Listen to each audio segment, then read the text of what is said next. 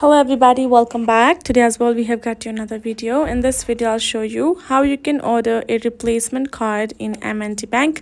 But before that, please do make sure to like our video, subscribe our channel, and yes, without any further delay, let's get started. So for that, simply go ahead, first of all open up your M&T mobile banking app, and now go ahead, enter your username and your password and tap on login.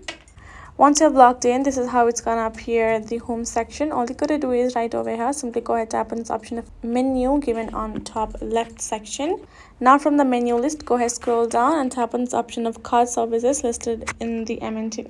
Simply go ahead, tap on this card services option. Then afterwards, you will find this fourth option, which is simply a report a lost or stolen card, order a replacement card, which we need. Go ahead, tap on order a replacement card. And then you're going to find this option of select a reason, replace a card, report or stolen. So we simply want to replace, and we're going to go to replace a card. If it's case indeed stolen or lost, and you're going to go to second option and simply lock your card so you can be in the safe side.